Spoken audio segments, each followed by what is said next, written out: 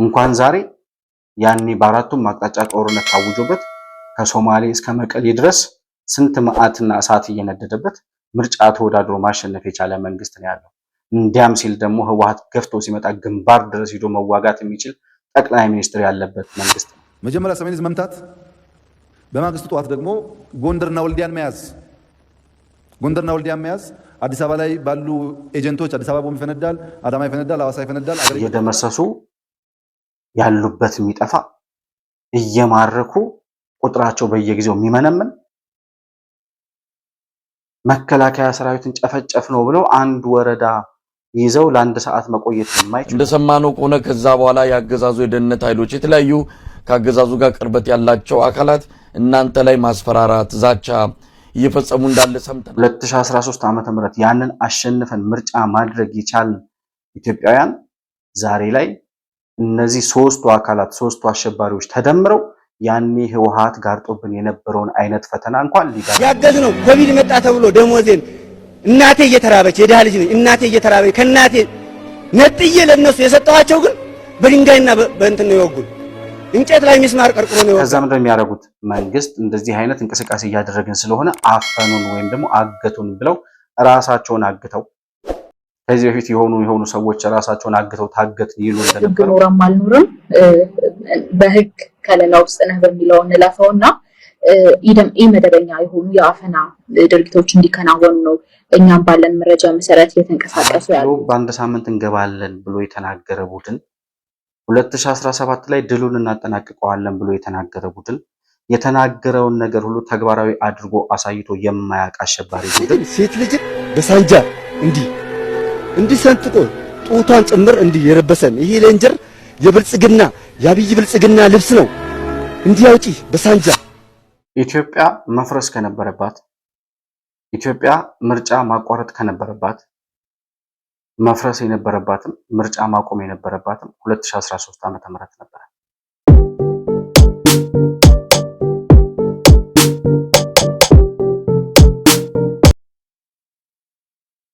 ሰላም ለእናንተ ይሁን። የተከበራችሁ የመሆን መልቲሚዲያ ቤተሰቦች እንደምን አላችሁ? ብሩክ የሾርቅ አሰፋ ነኝ ከመሆን መልቲሚዲያ። የዛሬውን ዕለታዊ ፕሮግራማችንን ይዘን ቀርበናል። በዛሬ ፕሮግራማችን ከሰሞኑ በተቃዋሚ ፓርቲዎች ምርጫ ይደረጋል ወይስ አይደረግም የሚሉ ክርክሮችና አልፎም ተርፎም በምርጫ የሚሳተፉ ሰዎች ላይ ጉዳት እናደርሳለን፣ እርምጃ እንወስዳለን የሚል ከአሸባሪዎቹ በኩል የሚወጡ መግለጫዎችን እየተመለከትን ያለንበት ሁኔታ ነበር የነበረው። ስለዚህ በዛሬው ፕሮግራማችን ይህንን የዘንድሮውን የ2018 ምርጫ ለማድረግ አስቻይ ሁኔታ የለም የሚሉት የትኛውን ጉዳይ አንስተው ነው? ከ2013 ዓመተ ምህረት ከነበረው ሁኔታና አሁን 2018 ላይ ካለው የኢትዮጵያ ተጨባጭ ሁኔታ የትኛው አስቸጋሪ ጊዜ ነበረ? ያ አሁኑን 2018 ምርጫ ለማካሄድስ አስቸጋሪ ይሆናሉ ወይም ደግሞ ስጋት ይሆናሉ ተብለው የሚታሰቡት ጉዳዮች እነማን ናቸው? ምን ሊያደርጉ ይችላሉ? ይህንን ጉዳይ እንዴት አድርጎ መንግስት ሊፈታው ይችላል የሚለውን ጉዳይ በማስረጃ እያጣቀስን የምንመለከትበት ፕሮግራም ይዘን ቀርበናል። መሆን መልቲሚዲያን ላይክ፣ ሰብስክራይብ እና ሼር ማድረጋችሁን አትርሱ። በሱፐር ቻት እና በሱፐር ስቲከር ድጋፍ ልታደርጉልን እንደምትችሉም ለማስታወስ እወዳለሁ። ባነሳነው ሀሳብ ላይ ያላችሁን የግል አስተያየት በኮመንት መስጫው ላይ ልታሰፍሩልኝ እንደምትችሉ እያስታወስኩ ከፕሮግራማችን ጋር አብራችሁ እንድትቆዩ በአክብሮት እጋብዛለሁ።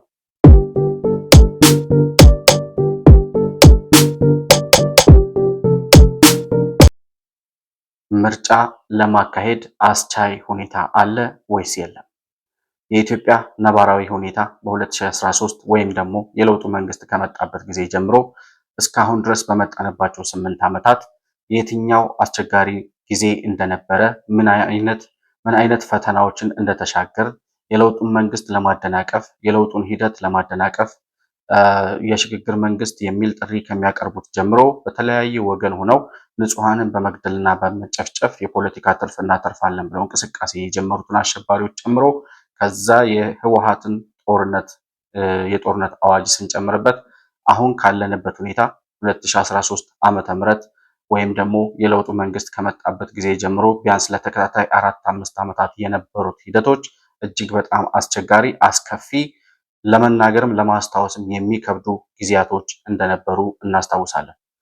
ያን ሁሉ ሂደት አልፈን የሰሜኑ ጦርነት ተነስቶ የህወሓት አሸባሪ ቡድን ጦርነት አውጆብን የሰሜን እዝን አጥቅቶ ጨፍጭፎ ከዛ በተረፈ ሰራዊትና በተረፈ የጦር መሳሪያ ወደ ኤርትራ ሸሽቶ ወይም አፈግፍጎ የነበረው የኢትዮጵያ ጦር ተሰብስቦ ተመልሶ መጥቶ ህወሓትን አሸንፈን ገና 6 ወር 7 ወር ባልሞላ ጊዜ ውስጥ ነው የ2013 ምርጫ የተደረገው። ያ ሁሉ ትርምስ፣ ያ ሁሉ መዓት ከሶማሌ ክልል ጀምሮ ይነድ የነበረው እሳት የሰኔ 16ቱን በዶክተር አብይ ላይ የተፈጸመውን የግድያ ሙከራ ይህን ሁሉ ነገር አሰባጥረን ስንመለከት ማስታወስ ለሚችል ያለፍንበትን የመጣንበትን መንገድ ዞር ብሎ ማየት ለሚችል አዙሮ የሚያይ አንገት ላለው ኢትዮጵያዊ በሙሉ የመጣንበት ጊዜ እጅግ በጣም ከባድ እጅግ በጣም አስቸጋሪ የነበረ ነገር ግን ያን ሁሉ አስቸጋሪ ሁኔታ አልፎ ምርጫ አድርጎ 2013 ላይ በኢትዮጵያ ታሪክ ለመጀመሪያ ጊዜ ህዝብ መሪውን የመረጠበት ዲሞክራሲያዊ ፍትሃዊ የሆነ አንጻራዊ ሰላም እና ፍትሃዊነት የተረጋገጠበት ምርጫ መከናወኑን እናስታውሳለን።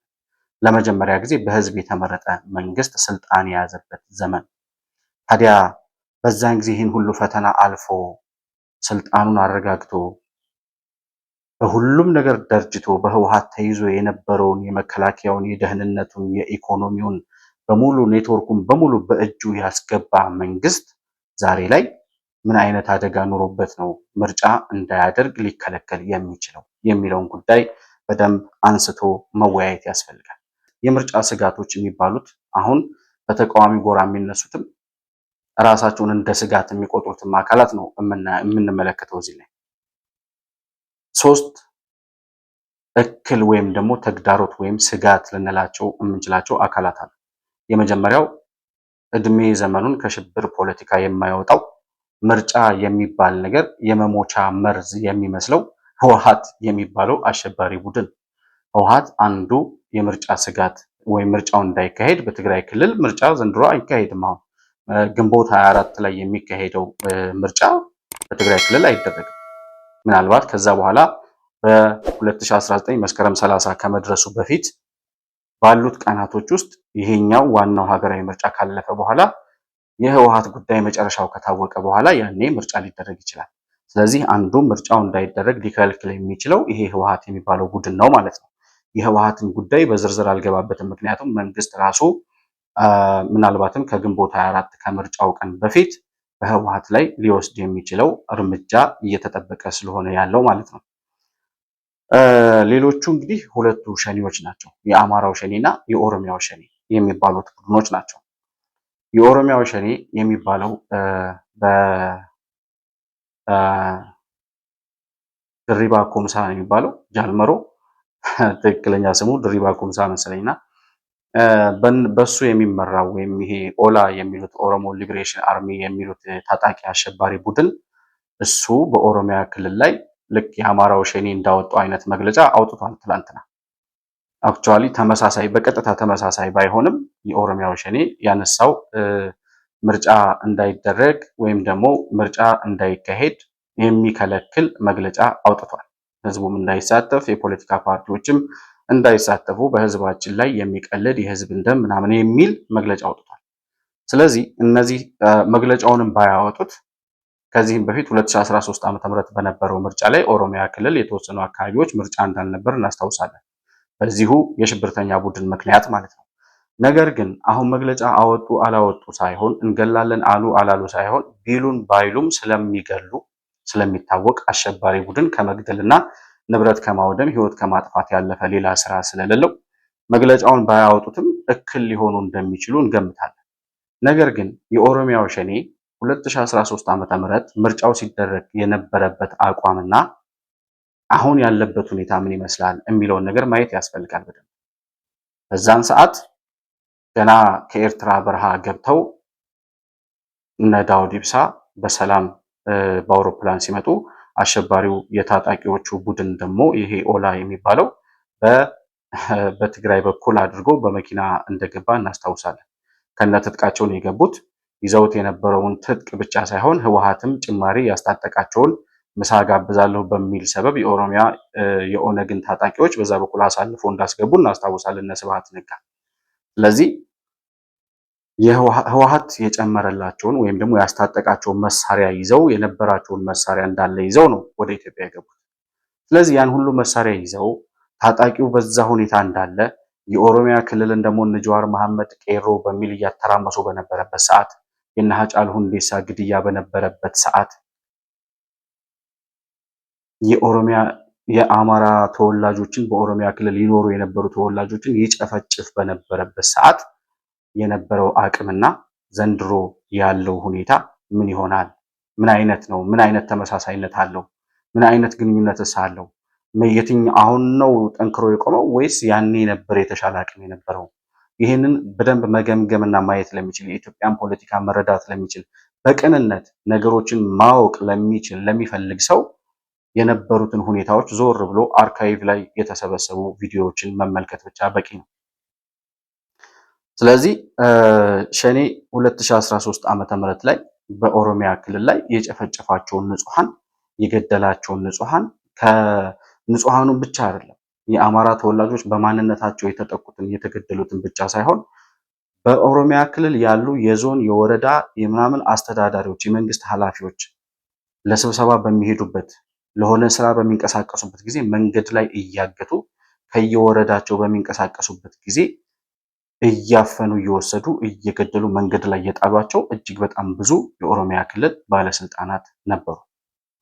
ያ ሁሉ ሁኔታ በነበረበት ሰዓት የኦነግ ሸኔ ከየት ነው መሳሪያውን የሚያመጣው እስከሚባል ድረስ እስከ አፍንጫው ድረስ ታጥቆ የነበረ ያውም ደግሞ አዲስ አበባ ሊደርስ ነው እየተባለ ይነገርለት የነበረ እጅግ በጣም ከፍተኛ የሆነ አደጋ የነበረ ቡድን ነበር ያኔ። በዛን ሰዓት ደግሞ የኢትዮጵያ መከላከያ ሰራዊት ከህወሓት ጋር በነበረው ጦርነት ኃይሉ ተዳክሞ ሰራዊቱ ገና በደንብ ያልተደራጀ ገና በጦር መሳሪያ ራሱን ያላደረጀ ገና አዳዲስ ምልምል ሰራዊቶች ወታደሮችን ወደ ካምፕ አስገብቶ እያሰለጠነ የነበረ በጣም ብዙ ተግዳሮቶችና ፈተናዎች የነበሩበት መንግስት ነበረ። ስለዚህ በዚያን ሰዓት የነበረው የሸኔ አቅም ከምንናገረው በላይ ከባድ ነበረ። ያሳደረው ተጽዕኖም እጅግ በጣም ከባድ ነበር። ዛሬስ የሚለውን ነገር መመልከት ያስፈልጋል። ዛሬ የኦነግ ሸኔ በጣም እጅግ በጣም በጣት ሊቆጠሩ ከሚችሉ የተወሰኑ ወረዳዎችና የገጠር ቀበሌዎች በኦሮሚያ ክልልና በኬንያ አዋሳኝ ድንበሮች ላይ አካባቢ ካለው እንቅስቃሴ ባለፈ ወለጋ ነው፣ ነቀምት ነው ወይስ ቦረና ነው? የት ነው አሁን የኦነግ ሸኔ? ባሌ ነው ወይስ አርሲ ነው የኦነግ ሸኔ አደጋ ሆኖ የዚህን ያክል ምርጫ እንዳይካሄድ ሊከለክል የሚችለው? አንድ ሰውም ቢሆን ታጥቆ በረሃ ከገባ ታጥቆ ንጹሃን መካከል ከገባ ተኩሶ አንድ ክላሽ የያዘ ሰው ብዙ ሰው ሊገድል ይችላል። ይሄ ጠፍቶኝ አይደለም። አሁንም ያሉት የቀሩት ታጣቂዎች እየተንጠባጠቡ በየጫካው ያሉት ታጣቂዎች አሁንም ንጹሃንን ሊገድሉ አይችሉም እያልኩ አይደለም። ነገር ግን እነዚህ አሸባሪዎች እስካሉ ድረስ እንደዚህ አይነት አደጋ ሊኖር እንደሚችል ይጠበቃል። ያንን ለማስቀረት ደግሞ የኢትዮጵያ መከላከያ ሰራዊት እጅግ በጣም ብዙ ዋጋ እየከፈለ በጣም ብዙ የህይወት መስዋዕትነት ከፍሎ ደምና አጥንት ከፍሎ ሀገሩን ከጥፋት ሀገሩን ከመፍረስ ህዝቡን ከሞት የታደገውና አሁን ባለው ሁኔታ የኦነግ ሸኔ የሚባለው ቡድን ፈራርሶ ወደ መጥፊያው እንዲደርስ ያደረገ መከላከያ ሰራዊት በመኖሩ ዛሬ ላለንበት አንጻራዊ ሰላም እንዲገኝ ምክንያት ሆኗል። ከዛም ሲያልፍ ኦነግ ሸኔ ውስጥ የነበሩት እነ ጃልሰኝ የሚባሉት አንዱ ክንፍ የኦሮሚያ ማነው የኦነግ ሸኔ አንዱ ክንፍ አዛዥ የነበረው የጃልሰኝ ቡድን በሙሉ ተጠቃሎ ወደ ሰላም አማራጩ መምጣቱን እናስታውሳለን። ስለዚህ እነዚህን ሁሉ ሁኔታዎች ደምረን ስንመለከት ዛሬ ኦሮሚያ ክልል ላይ ኦነግ ሸኔ ስጋት ሆኖ ምርጫ እንዳይደረግ ይከለክላል ወይም ደግሞ አስቻይ ሁኔታ የለም ሊያስብል የሚችል ምንም አይነት ምክንያት የለም። ትላንትናና ዛሬን ማገናዘብ ለሚችል ትላንት የነበርንበትንና ዛሬ የደረስንበትን ጉዳይ ግራና ቀኝ አይቶ ኋላና ፊት ተመልክቶ ዞር ብሎ ያስታወሰና የተመለከተ ነገሮችን እውነታውን ከመረዳት ሊከለክለው የሚችል አንዳች ነገር የለም። በቀና ልቦና ነገሮችን ማየት የሚፈልግ ሰው ካለ ማለት ነው። የአማራው ሸኔስ የሚለውን ጉዳይ ማንሳት እንችላለን። የአማራው ሸኔ እንግዲህ ከ3 ዓመት በፊት ሲመሰረት በአንድ ሳምንት ጊዜ ውስጥ 4 ኪሎ እንገባለን ብሎ ፎክሮ የጀመረው ይሄ አሸባሪ ቡድን ከ3 ዓመት በኋላ ወደ 4 ኪሎ መጣለሁ ብሎ የነበረው ከ3 ዓመት በኋላ ኤርትራ ተገኝቶ ግማሹ ወደ ምንድነው የሚባለው ወደ ተለያዩ በረሃዎች ተበትኖ የተለያዩ ሸለቆዎችና የገጠር ቀበሌዎች ውስጥ ተደብቆ በየቀኑ በየሰዓቱ እየሮጡ ያሉበት ሁኔታ ነው ያለው። ስለዚህ የአማራው ሸኔ እንገድላለን ብሎ መግለጫ ስላወጣ ከ3 ዓመት በፊት 4 ኪሎ በአንድ ሳምንት እንገባለን ብሎ የተናገረ ቡድን 2017 ላይ ድሉን እናጠናቅቀዋለን ብሎ የተናገረ ቡድን የተናገረውን ነገር ሁሉ ተግባራዊ አድርጎ አሳይቶ የማያውቅ አሸባሪ ቡድን አሁን ይህንን የምርጫ ከለክላለሁ፣ የሚሳተፈውን ሁሉ አጠቃለሁ፣ እገድላለሁ የሚለው መግለጫ እንደ ትልቅ ፍሬ ያለው ነገር ተቆጥሮ መግለጫ ስላወጣ አሸባሪ ቡድን እርምጃ ሊወስድ ይችላል። መግለጫ ስላላወጣ እስከዛሬ ሳይገድል ቀርቶ ያውቃል? መግለጫ ሳያወጣ እስከዛሬ የጨፈጨፋቸው ንጹሃን አይቆጠሩም? ከገዳይነቱ መግለጫ ስላወጣ ብቻ ነው ይሄ ቡድን ገዳይ የሚሆነው? የጨፈጨፋቸው መምህራን በንበርክክ እያስኬደ ያሰቃያቸው የወረዳና የዞን አስተዳዳሪዎች፣ የአካባቢው ነዋሪዎች 10 ቁጥር 12 ቁጥር ሚስማር ጭንቅላታቸው ላይ የተመታባቸው የተገደሉት የአማራ ተወላጆች መግለጫ አውጥቶ ነበር የገደላቸው? ኦኬ፣ መግለጫውም ከወጣ በኋላ ይሁን። መግለጫውም ከወጣ በኋላ ገና ሲመሰረት የነበረውን ግርግር የነበረውን ትርምስ ያውም ደግሞ ገና የአማራው ሸኔ እንቅስቃሴ ሲጀመር ድጋፍ የነበረው ከዛው ከአማራ ክልል የክልሉ አስተዳደር ከዋናው አስተዳደር ፕሬዝዳንቱ ጀምሮ እስከ ታች ድረስ ባለው መዋቅር የነሱን ዓላማ የሚያስፈጽሙ ሰዎች በዞን በወረዳ በምናምን በቀበሌ መዋቅር ውስጥ ገብተው መረጃ የሚሰጡ ሎጂስቲክ የሚያቀርቡ የተለያዩ ነገሮችን ለነሱ የሚሰሩ ሰዎች በነሱ ታግዘው ነበር የትጥቅ እንቅስቃሴውን የጀመሩት እና ዓላማቸው በህልውና ጦርነቱ ጊዜም ማለት ከህወሓት ጋር በነበረው ጦርነት ጊዜ ከመከላከያ ሰራዊት ጋር አብረን ሆነን ህወሓትን እንወጋለን ብለው ገብተው ነገር ግን እነሱ ውስጥ ላይ እየተደራጁ እየታጠቁ ህወሓትን ካሸነፍን በኋላ ወደ መንግስት አፈሙዛችን እናዞራለን እያሉ ሲዘጋጁ እንደነበር የአማራው ሸኔ ቡድን አሁን የወታደሩ አመራር ነኝ የሚለው ጀነራል ተፈራ ማሞ በይፋ ሲናገር ሰምተናል። ያንን የነበረውን አቅም ይዞ በመከላከያ ሰራዊት የታጠቀውን የተሰጠውን ትጥቅ ይዞ ህወሓትን ይዋጋሉ፣ ህወሓትን ይመክታሉ ተብሎ ያኔ ታምኖባቸው ሀገር ለማዳን በነበረው ትግል ውስጥ መንግስት ያስታጠቃቸውን መሳሪያ ይዘው ጫካ የገቡ ሰዎች ከዛ ሲቀጥል ደግሞ በነበረው የዛው የወረዳው ማነው የክልሉ አስተዳደር ውስጥ በነበረ ሴራ የክልሉን ልዩ ኃይል ተበትኖ ወደ ጫካ እንዲገባ በጣም ስትራቴጂካሊ በሆነ መንገድ ይሰራ ነበረ ተብሎ ሲነገር በቀደም እኛም በሰራነው ቪዲዮ ላይ ያካተነው ነበር። የአብን ሊቀመንበር ዶክተር በለጠ ሞላ ከሉዓላዊ ሚዲያ ጋር በነበራቸው ኢንተርቪው ላይ የገለጡት እውነት ነው።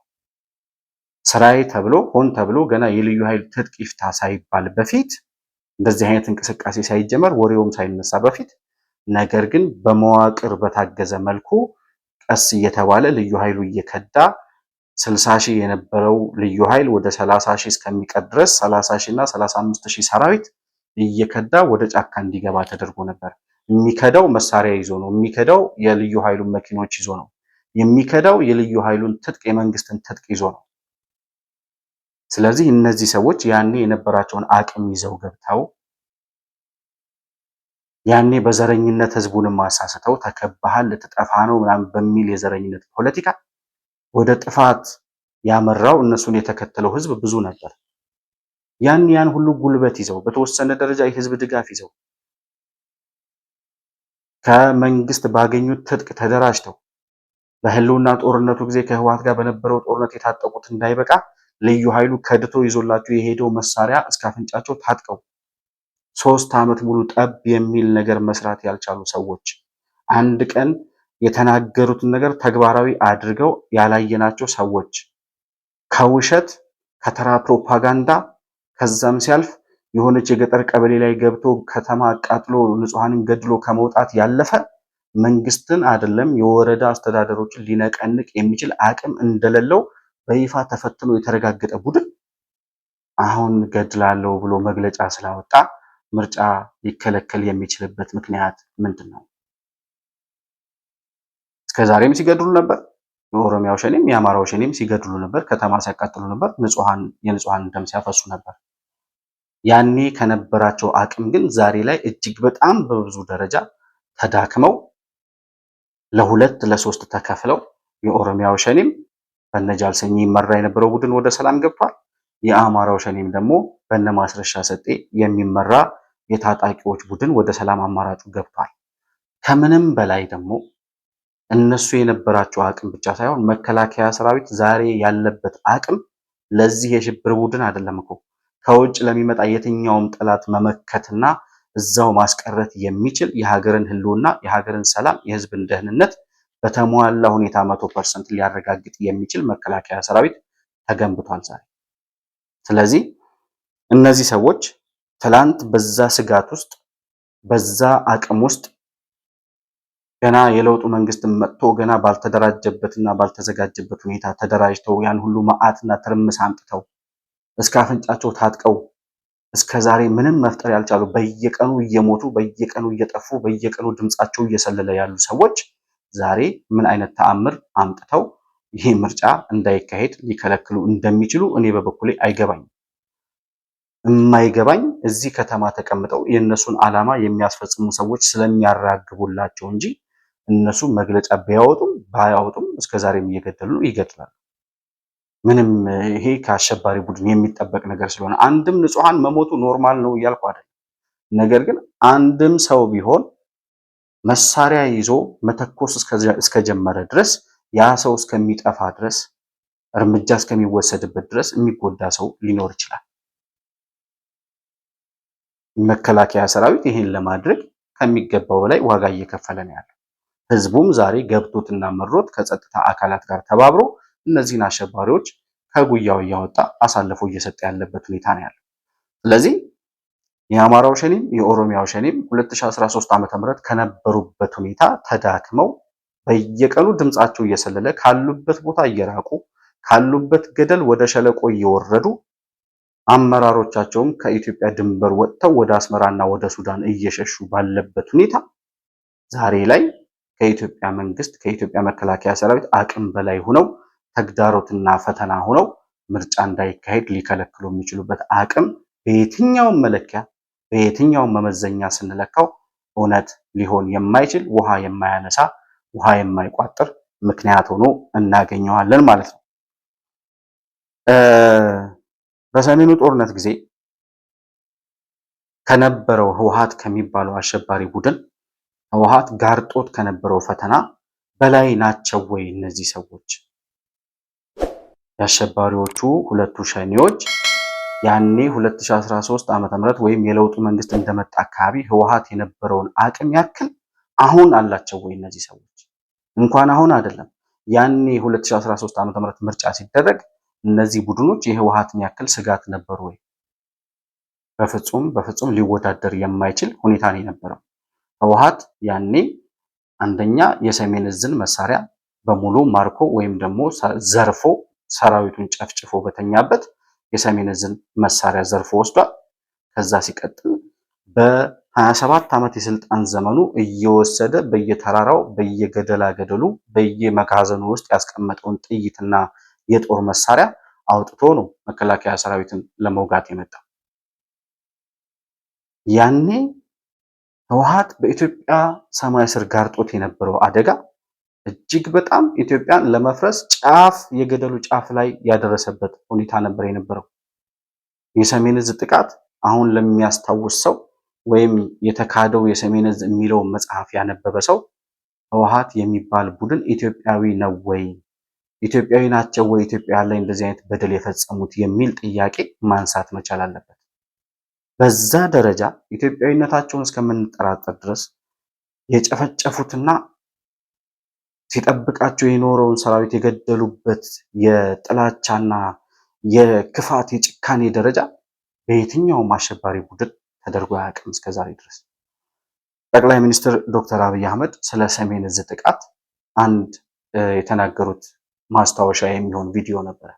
ጥቅምት 24 ከምሽቱ 5 ሰዓት ተኩል ገደማ እዚህ ያለው ጁንታ ግልገል ጁንታ መገናኛ በጣጥሶ እዛ ያለ መብራት አጥፍቶ ስልክ አጥፍቶ በየቦታው ወታደሩ 50 40 60 ሆኖ ተበታትኖ እርስ በርሱ እንዳይገናኝ እንዳይተጋገዝ ኮሙኒኬሽን አጥፍተውበት በሚሊሻ ከበው እምቢ ያላቸውን ደግሞ ቄስና ሽማግሌ እየላቁ እጅ ስጥ እያሉ በጣም በኢትዮጵያ ታሪክ ውስጥ ታይቶ የማይታወቅ ግፍ ፈጸሙ። ብዙዎቹን አፈኑ፣ ብዙዎቹን ገደሉ። የተገደሉት የኛ ወታደር ሄዶ እስከ ቀበራቸው ጊዜ ድረስ ውስጥ እጅና እግራቸው ታስረው ራቁታቸውን ነበሩ። አስክሬን ሬሳ ዘር የለውም። ሰው ካለ ብቻ ነው ዘር ያለው። ዘር ማለት እኮ ቋንቋ ነው። ዘር ማለት ባህል ነው። ሬሳ ቋንቋ የለውም፣ ባህል የለውም። ሲሞት ስብናውን አጥቶ ሬሳ ነው የሚሆነው። ሬሳንም ኦሮሞና አማራና ጉራጌና ብለህ ማሰብ ሰው አይነት አይደለም። መግደል ሳያንስ አለመቅበር በጣም ጸያፍ ነው። ያውም ብዙ ያደረገልህን አርሚ። ዓላማው የነበረው መጀመሪያ ሰሜን ዕዝ መምታት፣ በማግስቱ ጠዋት ደግሞ ጎንደርና ወልዲያን መያዝ። ጎንደርና ወልዲያን መያዝ አዲስ አበባ ላይ ባሉ ኤጀንቶች አዲስ አበባ ቦምብ ይፈነዳል፣ አዳማ ይፈነዳል፣ ሐዋሳ ይፈነዳል፣ አገር ይበጠበጣል። ከዛ በኋላ የፈለግነው ማድረግ እንችላለን ብለው እዚህም ያሉ ኃይሎች እየተዘጋጁ ነበር። መንግስት ሲቀየር የሆነ ነገር ለመሆን ማለት ነው። ኢትዮጵያ መፍረስ ከነበረባት፣ ኢትዮጵያ ምርጫ ማቋረጥ ከነበረባት፣ መፍረስ የነበረባትም ምርጫ ማቆም የነበረባትም 2013 ዓ.ም ነበር። ምክንያቱም በዚህ ደረጃ መከላከያ ሰራዊት ተመታ ማለት የሰሜን ዕዝ ሰራዊት ማለት ደግሞ በሙሉ መካናይዝድ ክፍለ ጦሩ በሰሜን በኩል ስለነበር ብዙ ስጋት የነበረው ሜካናይዝድ ክፍለ ጦር የሚባለው ራሱ ህወሓትም ደግሞ ጦሩን ወደዛ መውሰድ መሳሪያውን ወደዛ መውሰድ ስለሚፈልግ አየር ኃይሉን እንኳን ደብረ ዘይት የነበረውን አየር ኃይል ነቅሎ መቀሌ ያስቀምጦት እንደነበር እናስታውሳለን። ዋና ማዘዣ ጣቢያ የነበረው ከመቀሌ ነበር። የአየር ኃይል ድሮኖቻችን፣ ሚሳኤሎቻችን በሙሉ ጄቶቻችን፣ ተዋጊ ጄቶች በሙሉ የነበሩት ትግራይ ክልል ነበር የነበረው። የሰሜን ዕዝ ሰራዊት ከ60 እና 70% በላይ የሚሆኑ የኢትዮጵያ መከላከያ ሰራዊት የነበረው ትግራይ ነበር። ያንን ሰራዊት ነው በተኛበት ያረዱት። ሜካናይዝድ የሚባለው የኢትዮጵያ መከላከያ ሰራዊት የጦር መሳሪያ ወይም ደግሞ ክፍለ ጦር የነበረው ትግራይ ነበር። ያን ሁሉ የጦር መሳሪያ የሜካናይዝድ ክፍለ ጦር መሳሪያ ነው ወያኔ ዘርፎ ኢትዮጵያን ለማፍረስ ተመልሶ 4 ኪሎ ለመግባት የመጣው እና ከዛን ጊዜ በላይ አሁን ያሉት ሁለቱ ሸኔዎች ያኔ ከነበረው ህወሓት በላይ ያኔ ከደረሰብን አደጋ በላይ ሊያደርሱ የሚችሉ ከህወሓት በላይ ስጋት ሊሆኑ የሚችሉ ናቸው። በየትኛው ሚዛን፣ በየትኛው ህሊና፣ በየትኛው ማገናዘብ በሚችል አእምሮ ታይቶ ይሄ እውነት ሊሆን ይችላል? የሰሜን ዕዝ ጥቃት እንደዚህ እንደቀላል የምናልፈው ጉዳይ አይደለም። መከላከያ ሰራዊት ተመታ ማለት አንድ ሀገር የሚጠብቃት የሚከላከልላት አደጋ ቢመጣባት እንደ ህወሓት አይነት እንደ ሸኔዎቹ አይነት አደጋ ወይም ደግሞ ጠላት ቢመጣ በቃ ለመፍረስ ጫፍ ላይ የደረሰችበት ወይም ደግሞ ተመቻችታ የተቀመጠችበት ሁኔታ ነበር የነበረው። ጠቅላይ ሚኒስትር ዶክተር አብይ ሲናገር የሆነ ጊዜ ሰምታችሁ ከነበረ ካስታወሳችሁ የሰሜኑ ጦርነት ሲካሄድ ወያኔ ደብረ ሲና ድረስ ሲመጣ የኢትዮጵያ መከላከያ ሰራዊት የነበረው ሰራዊት 40 ሺህ ብቻ ነበር። የህወሓት ጦር ግን 250 ሺህ አካባቢ ጦር ነበረው። በስርዓት በቁጥር የሚታወቅ 250 ሺህ ለ40 ሺህ የነበረ ጦር ነው በአንድ ሳምንት ጊዜ ውስጥ ጠራርጎ ወደ መቀሌ አባሮ ህወሓቶችን ወደ ፕሪቶሪያ ስምምነት እንዲገቡ ያደረጋቸው። ስለዚህ ከዛን ጊዜ በላይ ከህወሓት በላይ አደጋ ሊሆኑ የሚችሉ ሰዎች አይደሉም እነዚህ ሰዎች። የሰሜን ዕዝ ጥቃት ላይ የተፈጸመውን አደጋ በድጋሚ ማስታወስ ከፈለጋችሁ እንድታስቡ የምፈልገው በዛን ጊዜ እንኳን ይሄ ሁሉ አደጋ እንኳን ደርሶብን ምርጫ አካሂደናል 2013 የሚለውን ነገር በማስረጃ ማሳየት ስለፈለኩ የሰሜን ዕዝ ወታደሮች አባላት የነበሩ የሰሜን ዕዝ አባል የነበሩ ወታደሮች ከጥቃቱ በተአምር የተረፉት ወንድሞቻቸውን ያጡበትን ሁኔታ ሲያስረዱ እጅግ በጣም ለመስማት ይዘገንናል። የተፈጸመው ጥቃት እጅግ በጣም ያሳዝናል። በኢትዮጵያ ታሪክ ውስጥ ጥቁር ጠባሳ ሆኖ የሚቀመጥ እንደሆነ ከነዚህ ሰዎች ንግግር ብቻ መረዳት ይቻላል። ከሌሊቱ 11 ሰዓት ጀምሮ እስከ ቀኑ 9 ሰዓት ሞርተርና መድፍ ነው የወረደብን። ወንድሞቻችን እዛ ቀርተዋል። እኔ እዚህ ቆሜ ለፈልፋለሁ፣ እናገራለሁ። አመራሮቼ ወንድሞቼ ግን እዛ ቀርተዋል። ይህ አይገባንም ነበር።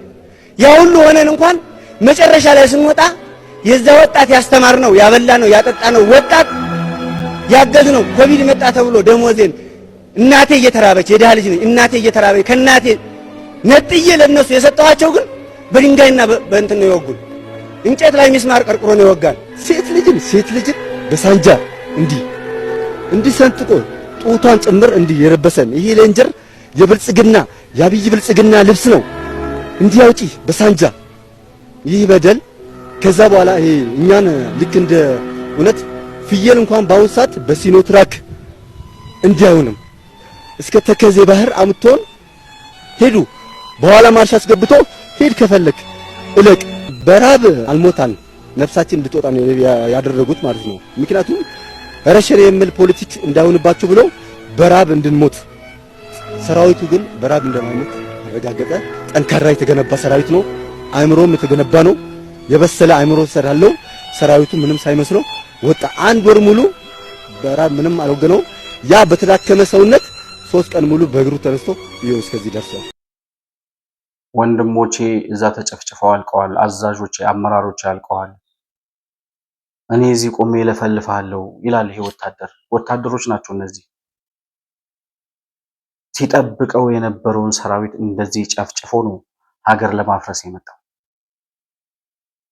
ሀገር ለማፍረስ የመጣው ደግሞ የዚህን ሰራዊት መሳሪያ ይዞ የኢትዮጵያ ታሪካዊ ጠላት የሆነችው ግብጽ የምትባል አሸባሪ ቡድን ከጀርባ አይዟችሁ እያለች ያኔ ምዕራባውያን እና አሜሪካ በሙሉ ከህወሓት ጎን ሆነው ህወሓትን ለማዳን የተረባረቡበትን ጽንፍ የሄዱበትን ርቀት ሁሉ እናስታውሳለን።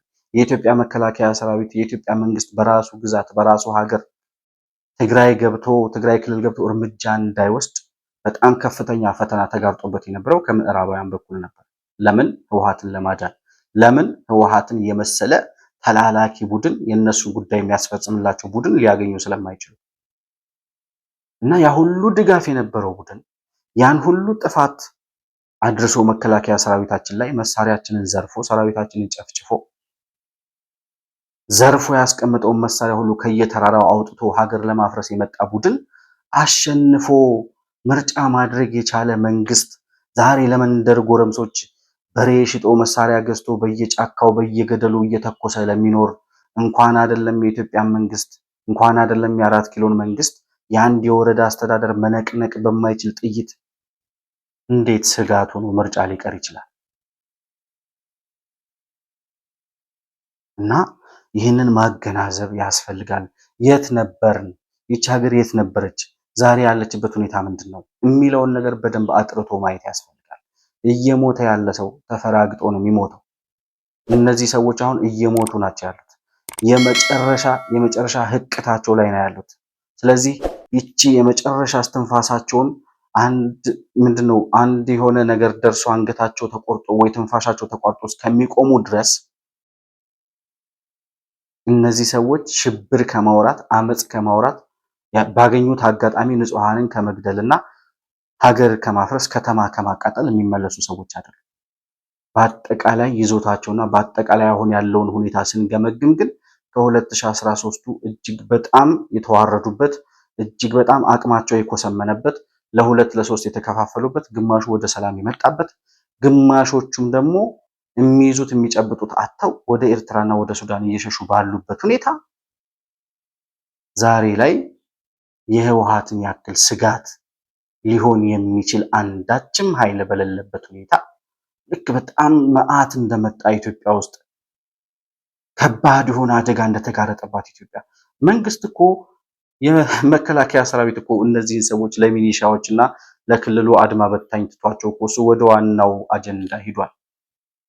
ሌላ ዓላማ አለው መከላከያ ሰራዊት። እነሱ ጉዳይ አይደሉም። አሁን ምንም እንኳን የአካባቢውን ነዋሪ ሰላም ቢነሱ፣ ምንም እንኳን የአካባቢውን ገበሬ ወጥቶ ገብቶ በሰላም እንዳይኖር እንዳያርስ ልጆቹ እንዳያስተምር ቢከለክሉ፣ ለሀገር ግን ስጋት አይደሉም። እንኳን ለሀገር ለሚንቀሳቀሱበት ወረዳ ራሱ ስጋት አይደሉም።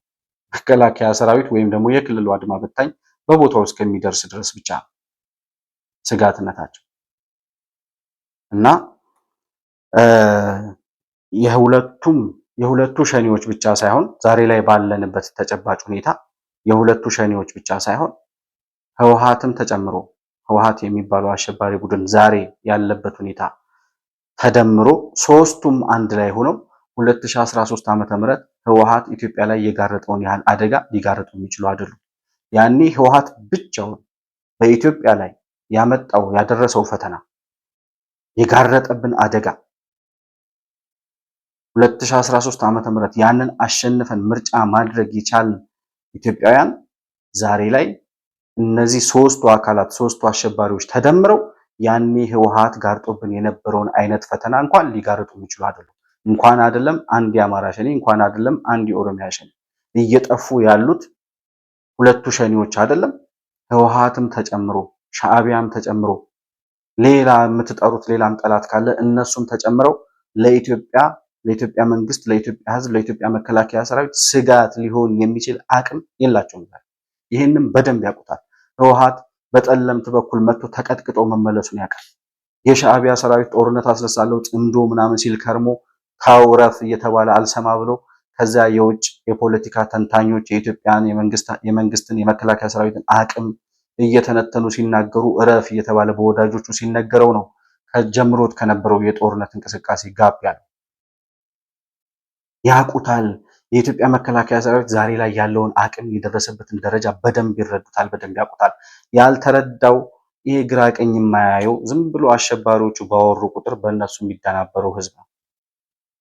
አክቹአሊ አብዛኛው ህዝብ አሁን እውነታው ገብቶት የሚያወሩት ነገር ሁሉ ውሸት፣ የሚያወሩት ሁሉ ተራ ፕሮፓጋንዳ እንደሆነ ተረድቷል ብዬ አስባለሁ። ምክንያቱም 3 ዓመት ሙሉ በተለይ አማራው ሸኔ አንድ ጠብ የሚል ነገር ሳይሰራ ዛሬም አዳክመነዋል፣ በትነነዋል፣ ደምስሰነዋል፣ ማርከነዋል ነው የሚለው ሰራዊቱ።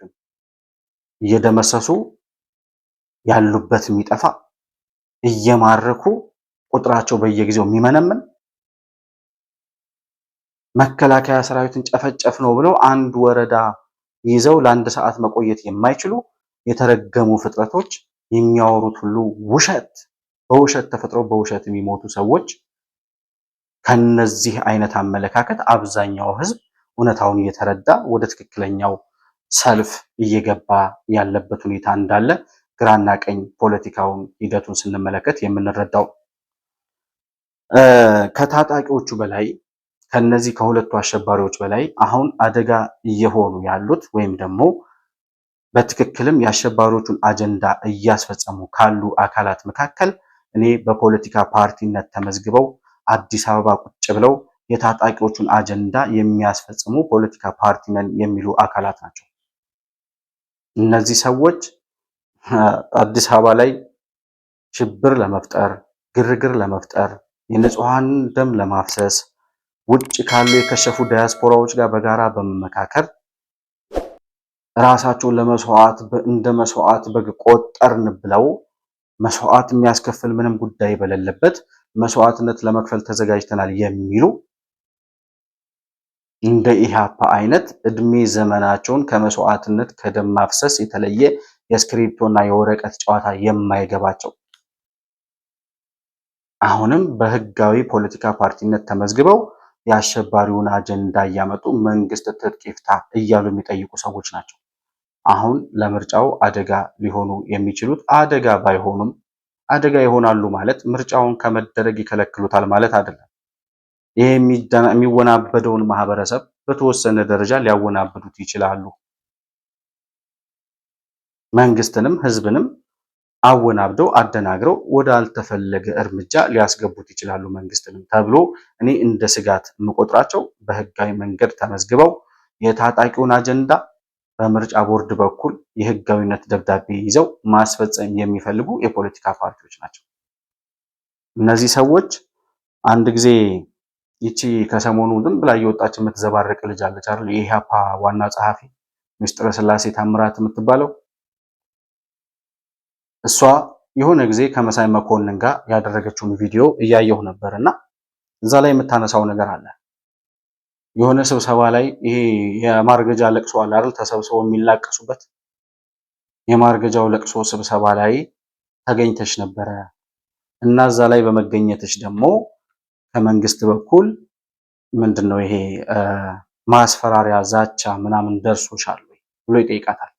እሷ የምትመልሰው ልጋብዛችሁና ተመልሼ ይመጣል። ባለፈው ቅዳሜ በተካሄደው የበይነመረብ የትዕይንተ ህዝብ መድረክ ግብር ላይ ተገኝተሽ ሐሳብሽን የፓርቲሽንም አቋም የገለሽበትን ተከታትለናል። ከሀገር ቤት እንደዚሁ በርካታ ሰዎች የፖለቲካ ሰዎች ታዋቂ ግለሰቦችም ተገኝተዋል። እንደሰማነው ከሆነ ከዛ በኋላ ያገዛዙ የደህንነት ኃይሎች የተለያዩ ከአገዛዙ ጋር ቅርበት ያላቸው አካላት እናንተ ላይ ማስፈራራት ዛቻ እየፈጸሙ እንዳለ ሰምተናል። ኦልሬዲ ኤክስፔክት አድርገነው ነበር የሚደርሱ መዋከቦችን እና እንዲሁ ደግሞ እስርም ሊኖር ይችላል አፈናም ሊኖር ይችላል የሚል ኤክስፔክቴሽን ነበረ። ነገር ግን እንዳልኩ እኛ ፕሪንሲፕል ነን፣ በመርህ የምንመራ ሰዎች ነን። ጦርነት እንዲቆም አሁንም እንፈልጋለን፣ ሰላም እንዲቆም አሁንም እንፈልጋለን እና በዛ ፕሮግራም ላይ ወስነን የተገኘንበት ነው። ከዛ በኋላ እነሱም እንዳልኩት አላሳፈሩንም። ኦልሬዲ ኤክስፔክት አድርገነው የነበረውን የማስፈራሪያ ዛቻዎች እንዲሁ ደግሞ የስም ማጥፋት ዘመቻዎች ከዛ በኋላ በሰፊው በተለይ በብልጽግና ካድሬዎች በኩል ተከፍተዋል። በተለይ ደግሞ እነዚህ ያነጣጠሩት በአዲስ አበባ ሆነው በኢትዮጵያ ውስጥ ሆነው በሰላማዊ ትግል እየታገሉ ባሉ የፖለቲካ ፓርቲ አመራሮች ላይ ነው ማለት ነው። እንግዲህ ሚስጥረ ስላሴ ምንድን ነው የሚሏችሁ? ማስፈራራት ሲባልስ ምን አይነት ነው ማዋከቡ? እስካሁን ድረስ ፊዚካሊ የደረሰብን ምንም አይነት ነገር የለም እስካሁን ድረስ እስካሁን አሁን እስከምናወራበት ሰዓት ድረስ። ነገር ግን እንዳልኩት ከስም ማጥፋት ዘመቻዎች ጀምሮ አላማቸው ሌላ ነው፣ ተልዕኮ ተቀብለው ነው በማለት በተለይ ደግሞ አገዛዙ በእኛ ላይ እስርም አፈናም በተለይ ደግሞ አሁን የእስሩ ህግ ኖረም አልኖርም በህግ ከለላ ውስጥ ነህ በሚለው እንለፈውና ኢመደበኛ የሆኑ የአፈና ድርጊቶች እንዲከናወኑ ነው እኛም ባለን መረጃ መሰረት እየተንቀሳቀሱ ያሉት። እንዳልኩ ፖለቲከኛ ስትሆን መረጃዎችን ማጣራት አለብህ ይኖርብሃል፣ ይሄ የሚታወቅ ነገር ነው እና እኛ ባለን መረጃ መሰረት ባገኘነው መረጃ መሰረት በኢመደበኛ መልኩ ታፍነን እንድንሰወር ነው እየተንቀሳቀሱ ያሉት። እና የምታወራው ነገር ምን እንደሆነ ሰምታችኋታል። የሚደርሳችሁ ነገር ምንድነው? የደረሳችሁ ተጨባጭ የሆነ ማስረጃ ምንድነው የሚሏችሁ? የሚያስፈራሯችሁ ሰዎች ምንድነው የሚሏችሁ ሲላት አፍነው ከሆነ ጊዜ በኋላ ህጋዊ ባልሆነ ወይም ደግሞ ኢመደበኛ ባልሆነ አደረጃጀትና ሁኔታ ህገወጥ በሆነ ቡድን ታፍነን እንድንሰወር ሊያደርጉን እንደሚችሉ ነግረውናል ትላለች። እንዴት ነው አፍኖ ሊወስድሽ የሚችል ሰው አፍነን ልንወስዳችሁ እየተዘጋጀን ነው ብሎ ሊነግራችሁ የሚችለው? እንዴት ነው እነዚህ ሰዎች ግን? እኔ በጣም እኮ ነው የሚገርመኝ እግዚአብሔርን። እኔ አሁን አንድ የሆነ ለወረዳ ወይ ለቀበሌ ለምናምን የሚወዳደሩ ሰዎች ቢሆኑ እኮ እሺ ችግር የለውም። በቃ ያችን ዞን ያችን ወረዳ ለዛም ቢሆን የሚመጥኑ ሰዎች አይደሉም። የኢትዮጵያ ገበሬ ከነዚህ ሰዎች የተሻለ ማሰብ ይችላል። ለዛ አርሶ አደር እንኳን ለአመራርነት የሚመጥኑ ሰዎች አይደሉም እነዚህ። ነገር ግን ታፍነን ልንወሰድ እንደምንችል ማስፈራሪያና ዛቻ ደርሶናል። ስለዚህ የሆነ ጊዜ በቃ የደረስንበት ሳይታወቅ አድራሻችን ጠፍቶ ተሰወሩ ተብሎ ምናምን አይነት አደጋ ሊደርስብን እንደሚችል ያስፈራሩናል፣ ይዝቱብናል። እንዴት አይነት መንግስት ነው በእናትሽ? እንዴት አይነት የደህንነት ሰው ነው? እንዴት አይነት ሰራዊት ነው? እንዴት አይነት ፖሊስ ነው? እንዴት አይነት የመንግስት ሹመኛ ነው አንቺ ጋር ደውሎ ወይ አንቺ ጋር መጥቶ አይ ታፍናችሁ ልትወሰዱ ትችላላችሁ በኢመደበኛ አደረጃጀት ብሎ ሊያስፈራራሽ የሚችለው የመንግስት አካል የትኛው? አሁን ይሄንን እኔ ቀጣይ እቅዳቸው ምን እንደሆነ መገመት እንችላለን። ከዚሁ የኦሮሚያው ሸኔና የአማራው ሸኔ ሁለቱ ሸኔዎች መግለጫ አውጥተዋል። ምርጫ እንዳይካሄድ በተለይ የአማራው ሸኔ ግልጽ በሆነ መንገድ የሲቪክ ተቋማትን፣ የሃይማኖት መሪዎችን፣ የሃይማኖት አባቶችንና ተቋማትን፣ መምህራንን፣ በአጠቃላይ መራጩንና ተመራጩን አካል ፓርቲዎችን ጨምሮ በዚህ ምርጫ የሚሳተፉትን አካላት እርምጃ ወስዳለሁ ብሏል። ይሄንም ባሉ በሶስተኛው በአራተኛው ቀን ትብብር ለኢትዮጵያ የሚባለው ቡድን እንደዚህ አይነት ስጋት ስላለ እጩዎቻችን የህይወት አደጋ ሊደርስባቸው ስለሚችል በይፋዊና በህዝብ መድረኮች ላይ ወይም ደግሞ የፖለቲካ እንቅስቃሴዎቻችንን በይፋዊ መንገድ ከማድረግ እንቆጠባለን ብለው መግለጫ ማውጣታቸውን ከዚህ በፊት በሰራነው ቪዲዮ ላይ ተመልክታችሁታል ብዬ አስባለሁ። እየተናበቡ የሚሰሩት ነገር አለ። ያኛው እገድላለሁ ከተሳተፋችሁ ብሎ መግለጫ ያወጣል። ከዛ እዚህ ያሉት ፓርቲዎች ደግሞ አይ እንደዚህ አይነት ስጋት ስላለ ምርጫውን ልናደርግ የምንችልበት ምክንያት የለም ወይም ሂደት የለም የሚል ጨዋታ ይጫወታሉ። ከዚያ ህዝባዊ እምቢተኝነት እንጠራለን ይላሉ። ሰላማዊ ሰልፍ ጠራን ተከለከልን ይላሉ። ከዛ ምንድነው የሚያደርጉት? መንግስት እንደዚህ አይነት እንቅስቃሴ እያደረግን ስለሆነ አፈኑን ወይም ደግሞ አገቱን ብለው ራሳቸውን አግተው ከዚህ በፊት የሆኑ ሰዎች ራሳቸውን አግተው ታገት ይሉ እንደነበረው በእርግጠኝነት መናገር የምችለው በተለይ እቺ ሚስጥረ ስላሴ ባይዘወይ ማታቅ ትመስላለች፣ የዋህ ትመስላለች፣ ግን እጅግ በጣም መሰሪ የሆነች ልጅ ናት። ይቺ ልጅ ራሷን አደጋ ላይ ጥላ የሌሎችንም ህይወት አደጋ ላይ ለመጣል እየተንቀሳቀሰች ያለች ሰው ናት እና ሴራ ውስጥ በደንብ መግባቷን መረዳት ይቻላል። ከዚህ ንግግሯ ልንጠለፍ እንችላለን፣ ልንሰወር እንችላለን፣ ኢመደበኛ በሆነ አደረጃጀት ልንጠፋና ልንታገት እንደምንችል ማስፈራሪያና ዛቻ ደርሶናል ያለችው። የሚመለከተው የመንግስት አካል ይችን ሴትዮ ጠርቶ መጠየቅ አለበት። በየትኛው አካል፣ በየትኛው ሁኔታ፣ በምን ማስረጃ ማን ነው እንደዚህ አይነት ማስፈራሪያ ለዚች ልጅ የሰጠው? የማርገጃው ለቅሶ ላይ ተሰብስባ ስላለቀሰች ማስፈራሪያ ለሷ የሚሰጥ መንግስትም የለም። አሁን የለም፣ የሚፈራ የሚደነግጥ መንግስት የለም። ባይዘው እንኳን ዛሬ ያኔ በአራቱም አቅጣጫ ጦርነት ታውጆበት ከሶማሌ እስከ መቀሌ ድረስ ስንት መዓትና እሳት እየነደደበት ምርጫ ተወዳድሮ ማሸነፍ የቻለ መንግስት ነው ያለው። እንዲያም ሲል ደግሞ ህወሓት ገፍቶ ሲመጣ ግንባር ድረስ ሂዶ መዋጋት የሚችል ጠቅላይ ሚኒስትር ያለበት መንግስት ነው። በዚች አንቺ ባወራሽ ወሬ የሚደነግጥ ተራ ወይም ደግሞ የሆነ በመንደር አሉባልታ የሚደነብር መንግስት የለም። ይቺ ልጅ ግን እያወራች ያለችው በቀጣይነት በእርግጠኝነት መናገር የምችለው የሆኑ የፖለቲካ ፓርቲዎች የሆኑ አመራሮች ልክ እንደዚች ልጅ አይነት እየወጡ የሚዘባርቁት አይነት የሆነ ሰዓት ላይ ጠፉ ይባልና ታገቱ፣ ማን እንደወሰዳቸው የት እንዳሉ አይታወቅም የሚባልበት ነገር ሊመጣ እንደሚችል አሁን ከምታወራው ነገር ተነስቶ ባይዘው የቆየ ቪዲዮ ይመስለኛል። ይሄ ያሁን አይደለም እና እንደዚህ አይነት ሴራ ሊሰሩ እንደሚችሉ እየነገሩን ነው። እነሱ ይሄንን ሴራ ይሰሩታል አይሰሩትም፣ ከዛ በኋላ ውጤት ይመጣል አይመጣም፣ ምን አይነት ውጤት ሊያገኙበት ይችላሉ፣ መንግስት ምን አይነት እርምጃ ሊወስድ ይችላል፣ እሱ ሌላ ጉዳይ ነው። ከዛ በኋላ ከሆነ በኋላ የምናየው ነገር ግን አሁን ይቺ ሴትዮ ባልተባለ ነገር ከሆነ እያወራች ያለችው ሲጀመርም ደግሞ ሊሆን የሚችል ጉዳይ ስላልሆነ ሊያግት ወይም ሊያስር ወይም ደግሞ ሊያደርግ የሚችል አካል ካለ እኔን ሊያግተኝ የሚፈልግ ኢመደበኛ የሆነ አደረጃጀት ካለ መጥቶ ነግሮኝ አይደለም ልናግትህ ነው፣ ኢመደበኛ የሆኑ አደረጃጀቶች ተዘጋጅተውልሃል፣ ስለዚህ ድንገት ታፍነህ ልጠፋ ትችላለህ ብሎ አይደለም እኔ ሊያፍነኝ የሚችል። ራሳቸው ላይ ሊፈጥሩ የፈለጉትን ነገር በመንግስት ላይ ለማላከክ የሚያስቡ ሰዎች ናቸው። ታገትን ታፈንን ብለው ለሌላ ተራ ፖለቲካ ጨዋታ ለመጫወት የሚፈልጉ ሰዎች ናቸው። እነዚህን ሰዎች የመንግስትን ስም እያጠፉ ነው። አንደኛ ያልተባለ ነገር እያሉ ነው ያሉት። የሚመለከተው የመንግስት አካል ይህች ልጅ ጠርቶ መጠየቅ አለበት። ምክንያቱም የመንግስትን ስም ማጥፋት ስለሆነ ዲፋሜሽን ስለሆነ ይሄ። ሲቀጥል ደግሞ በኢትዮጵያ ሕዝብ ላይ በተለይ በአዲስ አበባ ወጣቶች ላይ ሊያመጡ ያሰቡትን የጥፋት ድግስ እየነገሩን ያሉት ከታጣቂዎቹ ጋር በጋራ ሆነው እየሰሩ ያለበት ሁኔታ እንዳለ ከዚሁ መረዳት እንችላለን።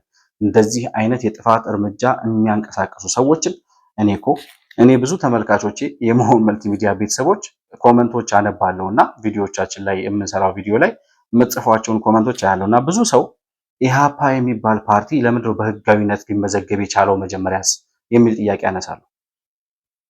ማነው መኢሶን ነው ምናምን የሚባለው ፓርቲ ከዚህ በፊት ለመመዝገብ ጠይቆ አይቻልም ተብሎ መከልከሉን በሆነ በሮመር ደረጃ ሰምቻለሁ። ስሙን ካልቀየርክ አትመዘገብም ተብሎ ነበር የሚል መረጃ ሰምቻለሁ፣ እርግጠኛ ባልሆነ። ነገር ግን ኢሃፓ ደግሞ ከመኢሶን በላይ እጅግ በጣም ብዙ ወጣቶችን ያስጨፈጨፈ ደም እጁ ላይ ያለበት ፓርቲ ነው። ይሄ ፓርቲ ነው ዛሬ ከታጣቂዎቹ ጋር አብሮ ሆኖ የፖለቲካ ፓርቲዎቹንም እያጣመረ እየሰበሰበ ለሽብር እያደራጃቸው ያለው ኢሃፓ የሚባለው ቡድን ነው። የኢሃፓ ሰዎች ናቸው ወጥተው ድግስ፣ እልቂት፣ ደም ማፍሰስ እያወሩ ያሉት። ስለ ሽግግር መንግስት፣ ስለ ህዝባዊ እምቢተኝነት፣ ስለ ምናምን እያወሩ ያሉት የኢሃፓ ሰዎች ናቸው። እንዴት ነው ነገሩ? ህግ የሚባል ነገር ኤቲክስ፣ የምርጫ ኤቲክስ የሚባል የምርጫ ፓርቲዎች ስነ ምግባር የሚባል ነገር የለም ወይ? በውሸት የመንግስትን ስም የሚያጠፉ ፓርቲዎች እርምጃ ሊወሰድባቸው ይገባል። ቢያንስ ተጠርተው መጠየቅ አለባቸው። የተሳሳተ መረጃ አውርተው ከሆነ ይቅርታ መጠየቅ አለባቸው። ይህንን ማድረግ የሚችል የደህንነት አካልና ፖሊስ አለ ብዬ አምናለሁ። ስለዚህ ዝም ብሎ ምንም አያመጡም ብሎ ዝም ብሎ መተው እንደፈለጉ አፋቸውን እየከፈቱ እንዲኖሩም መፍቀድ ስለሆነ ይችን ልጅ መቼን የተባልሽው ማን ነው ያለሽ፣ በምን አይነት ሁኔታ ነው ይሄን ወሬ ያወራሽው ብሎ መጠየቅ አለበት። ልጅቱ ግን በጣም በሴራ ፖለቲካ የተካነች እንደሆነች አሁን እየተረዳን ያለንበት ሁኔታ ነው ያለው። ምንም አታመጣም ራሷን አደጋ ላይ ከመጣል ያለፈ ነገር ግን አንድም ሁለትም ሰው የምታደናግረው ሰው ሊኖር ስለሚችል ከዚህ በላይ እንድታደናግር ባይፈቀድላት መልካም ነው ብዬ አስባለሁ። በአጠቃላይ ስንመለከተው ግን ሁለቱ ሸኔዎች ህወሓት፣ እነዚህ የሽብርተኞቹ ቡድን ጉዳይ አስፈጻሚዎች፣ ውጭ ሀገር ያሉት የስልሳዎቹ የከሸፉት ፖለቲከኞች በአጠቃላይ ተደምረው አሁን ባለንበት ተጨባጭ ሁኔታ 2013 ዓ.ም ህወሓት ብቻውን ኢትዮጵያ ላይ የፈጠረውን አይነት ተግዳሮት መፍጠር የሚችሉ ሰዎች አይደሉም። 2013 ዓ.ም ከነበረው ስጋት ይልቅ በ99% ያነሰ የሆኑ ቦታዎች ላይ ብቻ እንደረባሽ የመንደር ጎረምሶች አይነት የሚበጠብጡ ሰዎች ካልሆኑ በስተቀር እንኳን አይደለም መንግስትን መነቅነቅ፣ እንኳን አይደለም ሀገርን ማፍረስ፣ እንኳን አይደለም ምርጫን ማስቀረት አንድ ወረዳ አስተዳደርን መረበሽ የሚችል አካል የለም በአሁኑ ሰዓት። ይሄ መታወቅ አለበት። የነበርንበትን የመጣንበትን መንገድ ስንቀኝ የምናገኘው እውነት እሱ ስለሆነ ማለት ነው። ይህንን መረዳት፣ ከጥፋት መንገድ መታቀብ ራስንም ሌላውንም ቢያንስ ተከታዮቻቸውንም ከጥፋት መንገድ ለማዳን ይረዳል ብዬ አስባለሁ። የሚመለከተው አካል ግን በተለይ የምርጫ ቦርድ፣ የምርጫ ፓርቲዎች እየሄዱበት ያሉትን የስነ ምግባር ጥሰት በአግባቡ ተመልክቶ አስፈላጊ የሆነ እርምጃ መውሰድ አለበት ብዬ አስባለሁ። እንደው መንግስት ወደ ማሰር ወደ ምናምን ከመግባቱ በፊት የምርጫ ሂደቱን ኤቲክስ፣ የምርጫ ፓርቲዎችን ኤቲክስ ስነ ምግባርና የስነ ምግባር አዋጁን እየጣሳችሁ ነው፣ በሌለ ማስረጃ በሌለ መረጃ እንደዚህ አይነት ውሸት እየተወራ ህዝብን ማደናገር ትክክል አይደለም፣ ይሄ የምርጫ ፓርቲዎችን የስነ ምግባር አዋጅና ደንብ የሚጻረር ነው ወይም የሚጥስ ነው ብሎ ምርጫ ቦርድ አስፈላጊውን እርምጃ በነ ሚስጥረ ስላሴ ላይ መውሰድ አለበት። ከዛ በተረፈ ግን ከ2013 ዓ.ም ከነበርንበት የባሰ አደጋ፣ ያኔ ካለፍነው ስጋት የባሰ ስጋት የለብንም ዛሬ። ስለዚህ ምርጫው በተያያዘለት ጊዜና ቀጠሮ በዕለቱ ይካሄዳል። አስቸጋሪ የሆኑ ቦታዎች ላይ ታጣቂዎቹ የሚንቀሳቀሱባቸው አካባቢዎች ላይ ምናልባት አስቻይ ሁኔታ የለም እነዛ ቀበሌዎች ላይ ከተባለ ግንቦት 24 ያልፋል። ግንቦት 24 ካለፈ በኋላ ሀገራዊ ምርጫው ሰፊው ሀገር ላይ ከተከናወነ በኋላ ችግር አለባቸው ወይም ደግሞ ስጋት አለባቸው የሚባሉ አካባቢዎች ላይ የጸጥታ ሁኔታውን አጠናክሮ በሌላ ቀን በሌላ ወር ላይ ምርጫውን ማካሄድ የሚቻልበት እድል አለ።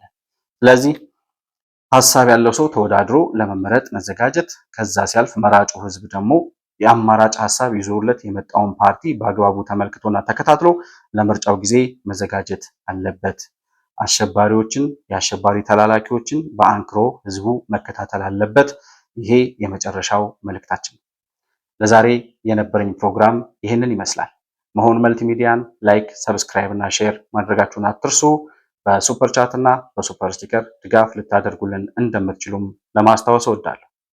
ከፕሮግራማችን ጋር አብራችሁ ስለነበራችሁ እጅግ በጣም አድርጌ አመሰግናለሁ። በሌላ ፕሮግራም በአዲስ መረጃ እስከምንገናኝ ድረስ ሰላም በያላችሁበት ለእናንተ ይሁን።